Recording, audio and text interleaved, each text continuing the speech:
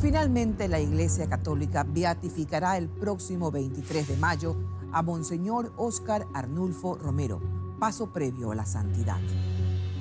El religioso fue asesinado durante una homilía hace 35 años.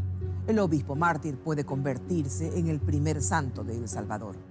Su asesinato fue una suerte de detonante de la guerra civil en ese país, un conflicto armado que cobró la vida de al menos 70.000 personas. Romero se había convertido en un personaje incómodo para los grupos militares que ostentaban el poder por su postura en defensa de los campesinos indígenas y por evidenciar los abusos en contra de los derechos humanos. Monseñor Romero estaba amenazado de muerte y aún así, hasta el último día, luchó por los más necesitados.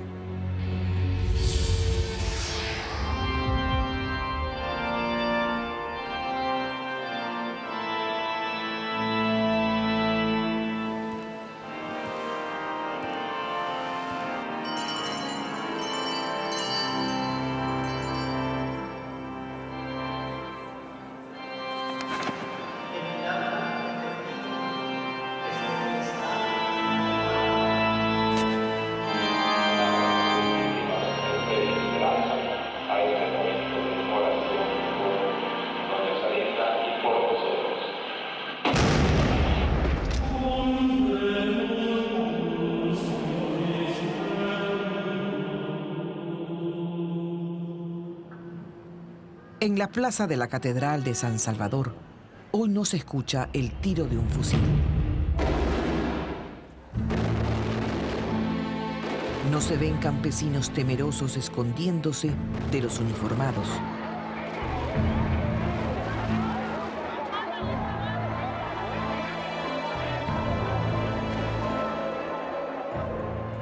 No hay militares en las calles, ni sermones que proclamen el derecho a la justicia, a la libertad y a la paz.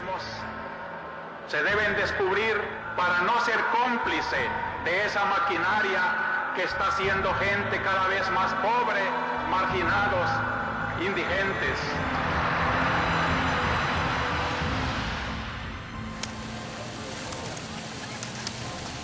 Son otros tiempos, no los que le tocó vivir a San Romero de América.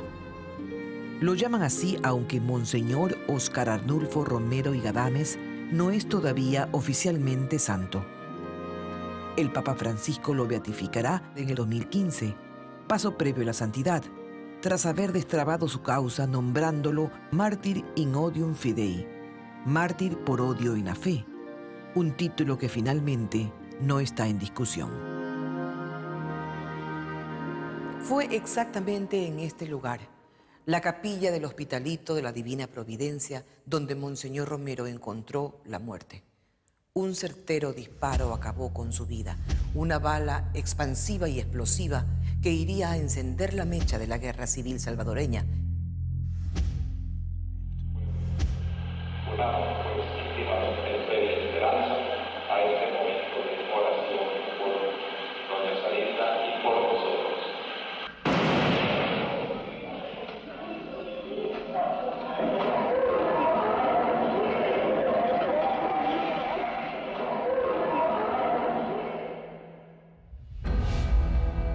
Ocurrió hace 35 años, desde que un pistolero siguiendo órdenes de los escuadrones de la muerte llegó hasta aquí para cumplir una sentencia contra el arzobispo, cuya postura en defensa de los pobres se había vuelto cada vez más dura, incomodando al máximo a los grupos militares que ostentaban el poder. Su última homilía había sido dirigida a los soldados, pidiéndoles hacer prevalecer la ley de Dios. Quisiera hacer un llamamiento de manera especial a los hombres del ejército. Hermanos, son de nuestro mismo pueblo. Matan a sus mismos hermanos campesinos.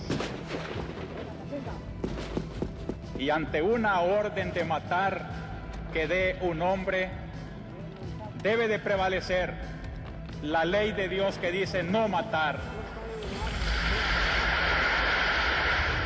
Yo ya sé, me dijo, que me van a matar. porque vino el nuncio a decirme de parte del Papa que si quería trasladarse, que si quería permiso unos 6 meses para evitar que lo fueran a matar. Y él le dijo, dígale al Papa que yo me quedo con los pobres. Dios va conmigo y si algo me sucede, pues estoy dispuesto a todo.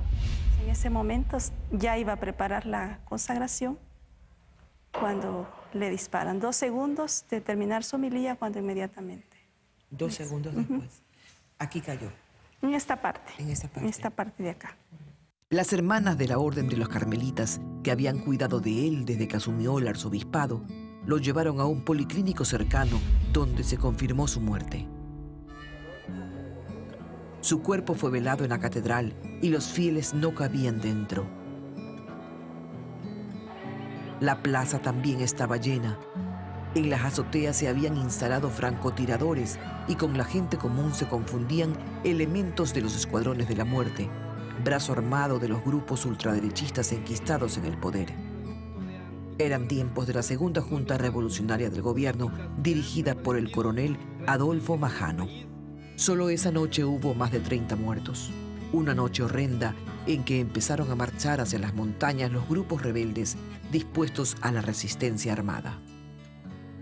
Sí, según la gente, ¿verdad? La historia de nuestra gente que vivió esos momentos de la guerra, dicen ya ese día 24 de marzo, ya los grupos populares se van a las montañas para ya organizarse.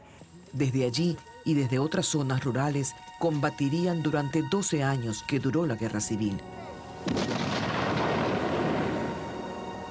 Desde 1980 hasta 1992, con un costo de 70.000 muertos y 500.000 desplazados.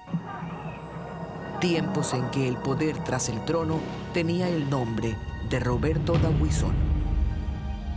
Cuando a mí me preguntan quién ganó la guerra, si la guerrilla o el ejército, mi respuesta es: perdimos todos, aquí no ganó nadie. Lo dice el coronel Grijalva, uno de los comandantes de aquella guerra, hoy convertido en diputado del Parlamento Centroamericano. En la entrevista intento llevarlo al pasado y admite que hubo errores, excesos, brutalidad, tanto de la milicia como de la guerrilla, y acepta que Monseñor Romero era considerado un comunista y por lo tanto enemigo. Eran tiempos de Guerra Fría. Se aprovecharon de la prudencia, se aprovecharon de la buena fe para poder sacarle raja política a las palabras que Monseñor Romero expresaba. Se polarizó la sociedad en un momento determinado, pero se polarizó por aquellos que querían polarizar. ¿Y quién quería polarizar la sociedad? Era la parte del FMLN. Los guerrilleros, los izquierdistas. Exactamente. Cualquier cosa que decía Monseñor Romero, ellas lo tomaban y lo tomaban como bandera. Y se lo hizo parecer lo que no era, hasta fustigador de los medios de comunicación. Lamenta la imagen equivocada que se creó de él, sacando de su contexto frases que se han mal utilizado, como las de una homilía del 2 de abril de 1978, por ejemplo, cuando reclamaba la verdad sobre una matanza ocurrida en el poblado de San Pedro Paralupán y dijo: Lástima tener unos medios de comunicación tan vendidos a las condiciones. Es lástima no poder confiar en la noticia del periódico o de la televisión o de la radio, porque todo está comprado, está amañado y no se dice la verdad. Monseñor Romero reclamaba porque el periódico oficial ignoraba los muertos, heridos y casas quemadas en la matanza de esos días. Porque había un medio afín a la derecha que todo lo que escribía era en contra de Monseñor Romero.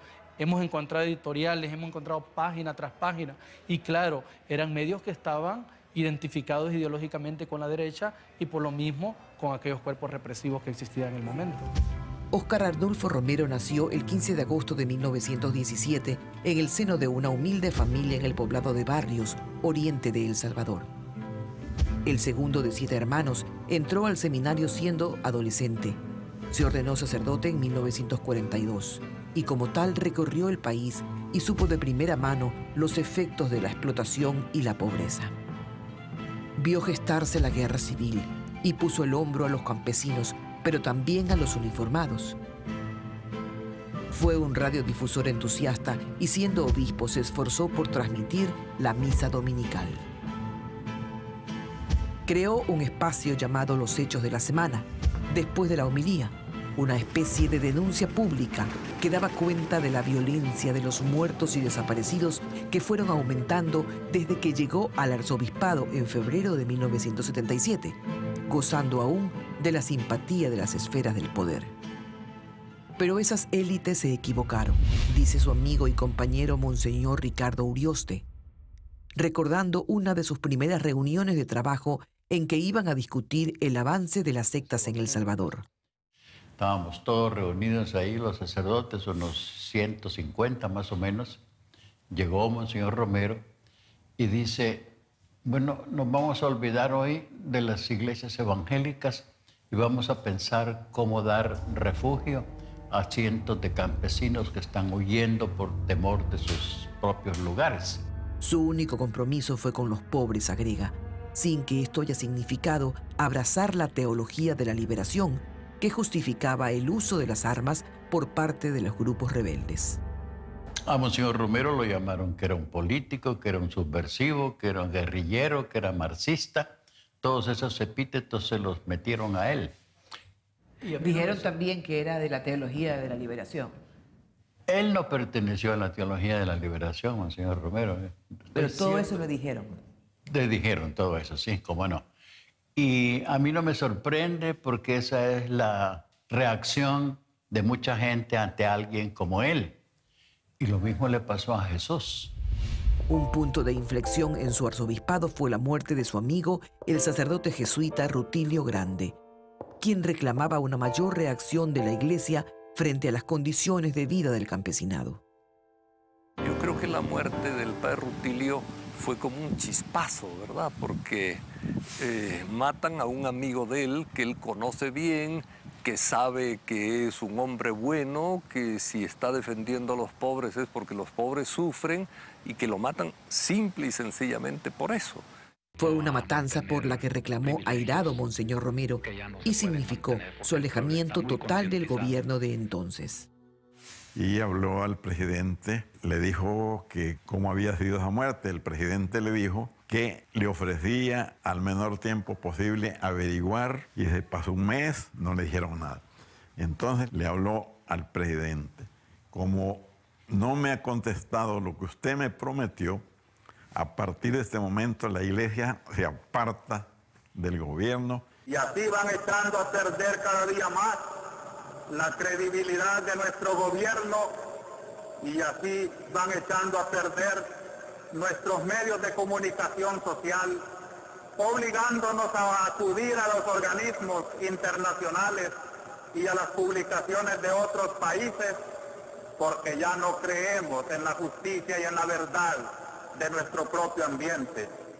Sin perdón no habrá justicia y sin justicia no habrá reconciliación, dice el padre Denis Doren, vicepresidente de Comunicación Episcopal de El Salvador. Sin duda que no puede haber justicia sin perdón. No puede haber bien y no puede haber paz si realmente no hay perdón. El perdón es pieza clave dentro de este engranaje social. ¿Quién ordenó al pistolero que entró a la capilla del Hospitalito de la Divina Misericordia? ¿Quién mató a Romero?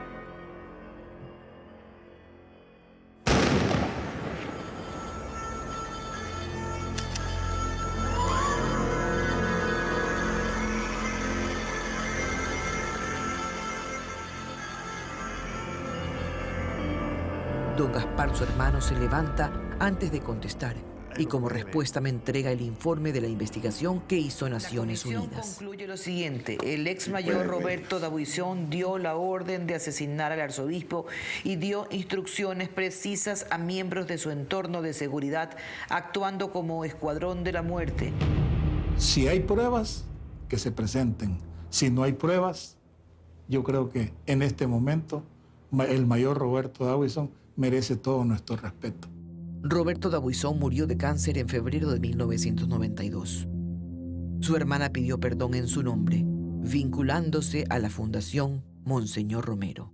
Yo ya venía conociendo, digamos, el caminar de Roberto desde una posición muy fanática, anticomunista, pero que se reconociera públicamente, que se dijera después de un análisis, de un estudio, gente que viene a investigar el caso, definitivamente tuvo que ver en esto, pues le puedo asegurar que alegría no me causó. Pues causa una conmoción, una tristeza profunda, ¿no? Un dolor, pero también rabia, ¿verdad? Solo con el tiempo se ha logrado reconstruir la inmensa figura de Monseñor Óscar Romero, tan distorsionada por elementos militares y del ala derechista de la Iglesia. En El Salvador debió alcanzarse la paz en 1992 y entrar en vigencia una amnistía. Los grupos guerrilleros se aglutinaron en el Frente Nacional Farabundo Martí, el de las banderas rojas. La derecha y los grupos armados hicieron lo propio, creando el partido Arena, fundado por el mayor Roberto D'Aubuisson. Pero en los años 90 el recuerdo de Monseñor Romero seguía dividiendo a El Salvador y debió llegar al poder Mauricio Funes, auspiciado por el Frente Farabundo Martí, para popularizar su legado.